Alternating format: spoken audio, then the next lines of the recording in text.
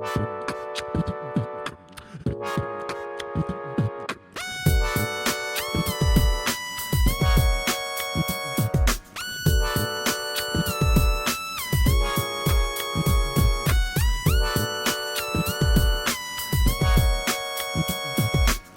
Smorgasboarders, welcome to Desis In Charge. This is a new segment that we're featuring where we profile South Asians who are doing big and bad things.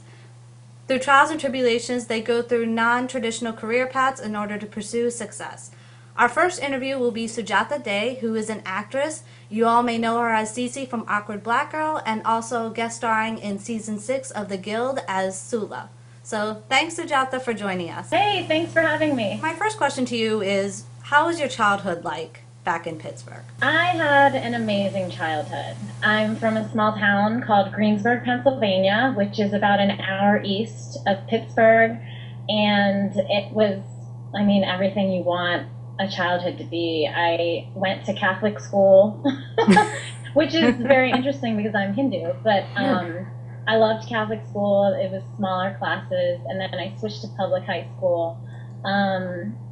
It was great. I was in a lot of activities growing up. I was actually always trying I think we talked about this before, but I was always trying out for different sports and cheerleading and rifle team and swim team, and I was always trying to find my place, but I never made any of those sports teams, so I had to kind of pursue another path, and that's when I auditioned for my first musical, which was Guys and Dolls, and I made it, which was crazy. I had one line as a little miss in Guys and Dolls, and that was pretty much, oh cool, I actually made something. I tried out and I got in, so I was really excited about that, and that's kind of what pushed me into acting as well. Was there any other career path that you wanted to take before you decided you wanted to do acting? Actually, that's a really good question, because as the daughter of parents that are from India, from Calcutta, I was obviously kind of, raised to believe that I was going to be going into medicine or engineering, and I think I did go through a point where I was like, oh, I'm going to be a pediatrician, I'm going to be a doctor. And I attended this special program in Pennsylvania called Governor's School. I went to Governor's School for Medicine, where you go to the University of Pittsburgh after your 10th grade, and you pretty much spend 6 weeks there, and you learn about medicine and everything that has to do with that. And after I had that experience, I was like, there's no way I can do that. Way too much, and I don't like the sight of blood, and it was just not going to work for me. And that was actually around the same time where I started getting into plays and musicals and dancing in high school, and I was like, oh, this is cool, I'm really interested in this. So there were kind of a lot of different paths that I was looking at. I wanted to be a CIA person at some point, work for the CIA or FBI. There were a couple different paths that I wanted to take, but I ultimately chose acting. Now, how did your parents react when you told them the first time that you wanted to do acting as a career choice?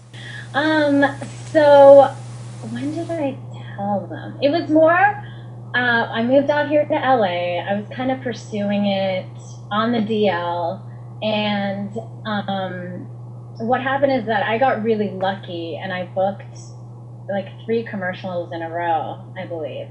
And when they found out that I could actually, be stable and be able to financially support myself through acting in commercials or voiceover or TV, they were pretty supportive after that. And also, I'm a writer too, trying to make my own projects, so it was kind of all around just the entertainment industry. They were pretty cool about it. That's good to know. At least having a parent parents who are willing to support you in that sort of realm, and especially in a career that's not as stable as some other careers. Did you have to deal with any negativity from other people that weren't outside of your family?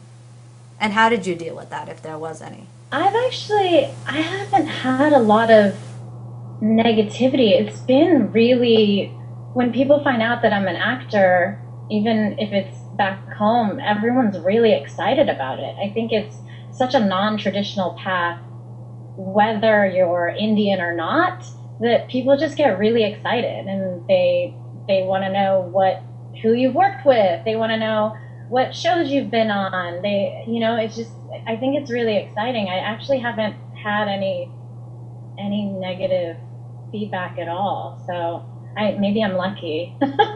Well, it's really good to know that you haven't faced any negativity even back home, and people are very excited to know about your projects and stuff. You said that you got a lot of jobs quickly when you were in LA. Did you find it hard or difficult to adjust to LA life, or very easy and simple? And did you have any lulls between jobs when you were pursuing your acting career before you got your big break in Awkward Black Girl? I think I might be one of the rare people that I got down to LA and I loved it right away. I was in love with the weather. I loved being around so many creative people who were constantly creating something, whether it's music or a script or a film. And it was just really nice to be a part of such a community that's always working really hard and so much. I don't know. It was just a great community to become a part of. And I'm obsessed with LA. I love it. And I tell people all the time that it's just one of the best cities in the world. And I am so lucky to be living here and living out my dream. Now, how did you come across Awkward Black Girl? Can you tell us that story? It's actually an awesome story. I believe it was 2 years ago. Oh my gosh, it was exactly 2 years ago. I had come home from Christmas and I was like, I'm going to join Twitter. So I joined Twitter. I started following this group called Film TV Diversity on Twitter. And they would kind of constantly tweet out, oh, this is a producer you should follow. This is a director you should follow. And one of the tweets was, this is Issa Rae. She produces web series. Follow her. So I just started following her randomly. And then she put out a tweet pretty much 3 days later that said, hey, I'm looking for a mixed-looking girl to play my best friend on a web series. And then I wrote her back and I said, hey, I'm not mixed, but this is my picture. You can look at it, see if you want me to audition. So she was like, yeah, come on in. And she sent me the sides. And I mean, at that point, I've been acting in LA for a while. And it was a little interesting because the audition was at her house. And that's always kind of like, oh, should I go into this person's house? It's a little scary. So I get to her house and I'm kind of just sitting in my car like, should I go in? I don't know. But then she walked outside and she was on the phone and I was like, oh, it's a girl, it's no big deal. So then I walked up to her, she was on the sidewalk and I'm like, hey, I'm Sujata, I'm here for the audition. And then I went in and her brother was there. I'm Animal. And I did my scene with her brother. I'm not sure if you remember the scene from, I believe, episode 5, Fred's birthday party, where I'm I'm dancing all up on her brother, this really tall guy that comes into the scene. And that's the scene that I did for her. And she was cracking up and that was kind of it. And she emailed me that day and was like, you're hired, that's it. So that's where it all began. Well, that is a really interesting story. Definitely very scary when you're trying to audition for people and there's all sorts of shady people out there who are trying to rip you off and trying to take advantage of you. And it's good to know that that didn't happen and that everything has worked out for the better in 2 years. So how would you describe your relationship between you and Issa? Oh my gosh. Issa is amazing. We have become really close. Since we've started working together and, since we play best friends on the show, we're definitely really close outside of the show. We have lunch together, we go out, just this past Friday. A group of us went to the like a Vibe Impact Awards party, and we had a great time. It's been amazing to. I mean, not only is she a friend, but she's also such a huge inspiration of just going out and doing your thing, no matter how much money you have. Like, I know the first couple of episodes, there was like nothing in terms of budget. And it's just a testament to if you have an idea, just go out and shoot it, whether it's on your phone. You know, we all have pretty good phones at this point, and you can just do an HD video on your phone and cut it yourself on iMovie or whatever is out there right now. And like, not only is she awesome and a great friend, she's just super inspiring. And I'm so glad, so thankful that she's a part of my life. And you all, as a cast, have a great relationship, right? Like, you've even taken trips together. During our conversation, you told me that you guys took a retreat, right? We had so much fun on that retreat. I hope there's another retreat coming up. That would be amazing. Yeah, it was after season 1 that we took a weekend trip to Palm Springs, and it was just a kind of great way to, you know, we had found out at that point that Pharrell was funding our series for season 2, and it was just kind of a great way for us to all hang out outside of work and, you know, just be able to let our hair down and have a blast in Palm Springs and just get to know each other outside of work, which was really super fun and awesome. That's really awesome that you guys can do that, because it's very rare for any cast to kind of all get along collectively and take trips together. That's kind of cool that you guys were able to do that and also celebrate the fact that somebody was funding you. How would you describe your character of Cece? Would you say that you guys are one and the same or polar opposites? That's a really good question. I would say that Cece is a more exaggerated form of myself. I do believe there's a lot of me in her. But there are things that are slightly different. But I was shocked in season 1 and season 2 whenever I get the script and I'm like, oh my gosh, I would totally say this in the real life. This is something that would really happen. Referencing I think it was the first date, the white date episode in season 1, where I'm giving Jay a whole bunch of advice about white boys. That's stuff that I would probably actually say to somebody.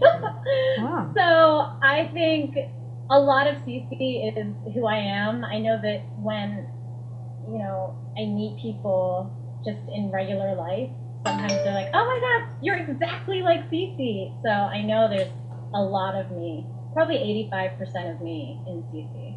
So even the part where Cece is with her newfound like lover, or I wouldn't say newfound lover, like a new crush, her new date, you would do the same thing when Jay was trying to get some advice on how to deal with White Jay and his friends? That's an awesome question. Actually, that was interesting because as soon as I got that script, I was like, oh, whoa. Yeah. I would never do that to somebody. Yeah. I am so loyal to my girlfriends, and they can back me up on this. Nothing can really keep me from my girlfriends. So I think that scene, I was kind of like, oh, I don't know if I would never do that, but when Cece did it, I could kind of understand, just because it didn't, at this point, Cece really hadn't had a boo, you know, so we didn't really know what she would be like when another guy would come into her life. And Jay kind of had these relationships going on, and they stayed friends through that. And so I think it was interesting to kind of make Cece's character react in that way, and to have a little bit of conflict there, because I think that's true in every relationship, that there's going to be, or in every friendship, there's going to be a little bit of conflict. And I kind of liked that there was a little bit of conflict there, and that we could, you know, we'll hopefully, I don't want to give anything away, but we'll see what happens with that, you know. And I thought it was a nice twist in the relationship between Jay and Cece. No, in real life, I would never pick my boo over my bestie. Besties before testies. How far in advance do you get the scripts for Awkward Black Girl? So we get the scripts about, I want to say like a week before we shoot them. Yeah, we get the scripts a week before, and it's always fun to get them and see what's going on, because we never know what's going to happen until we get the script, and we're like, oh my gosh, we're just as excited as everybody else to find out what's going to happen between White J and J, what's going to happen with Cece and her boo, so I kind of like getting them and just being excited, but then it's like, we can't talk about it because we don't want to spoil anything. Who are your personal role models and inspirations? I think we are kind of living through this renaissance of amazingly intelligent, funny, smart women on TV and in the movies, and there's so much. I mean, I was just in the middle of watching 30 Rock when we started our Google Hangout, and I'm blown away by Tina Fey. She's definitely one of my number one. Amy Poehler. I love Girls, love Lena Dunham. I mean, and there's so many smart. I've always loved Patricia Clarkson, Laura Linney. I mean, there's just so many funny. Parker Posey. So right now, I feel like there's this awesome, just influx of like the comedian, intelligent woman who's producing her own show and coming out with her own stories and being able to tell them, and now networks and cable are so open to that it's just a really exciting time. And I mean, I'm so thankful for all of those women. They're pretty much paving the way, which is really cool. So as for the Guild, do you think that we're going to see more of Sula's character in the next season? And has the season ended? I'm pretty sure the season's ended, right? And so season 7 will start soon. Do you think we'll see more of Sula in this next season? I mean, I'd love to go back to the Guild. It was really fun working on that set, and it was kind of a dream come true to be in the company of Felicia Day, who's amazing, and another woman that I look up to, and she's such an inspiration. So I would love to be Sula again for season 7 or whatever's coming up with the Guild. That'd be so cool. If they were telling you that they're going to do a movie based on your life, who would play you and why? And who would be your love interest and why? Since it's Valentine's Day. Well, it'll be Valentine's Day week, I should say. Ooh, who would play me? That is a really interesting question. Because, I mean, it would have to be someone Indian, right? I have no idea. There aren't a lot of Indian actresses.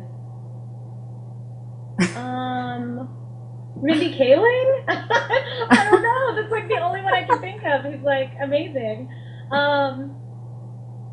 So I'm gonna say Mindy Kaling, and then love interest.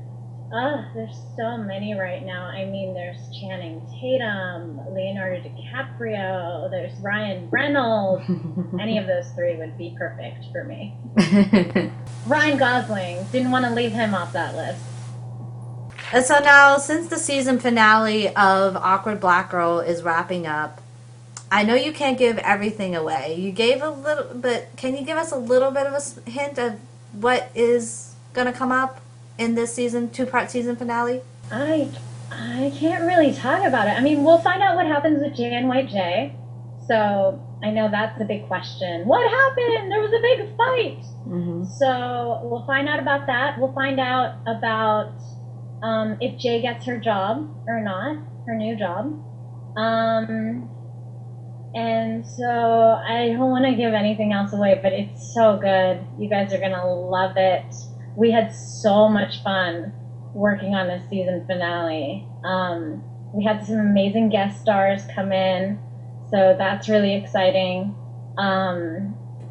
Yeah, there's a lot of surprises, and I think you guys will be very happy. Okay, fair enough. All right. And so my last question to you is, it doesn't seem like you have any regrets, but if you could give advice to any South Asian who is looking to pursue acting as a career, what would your advice be? I think my advice would be go your own way, no matter what anybody else says, no matter what your parents say or your friends. If you love to draw, be an artist. If you love to write poetry, be a poet.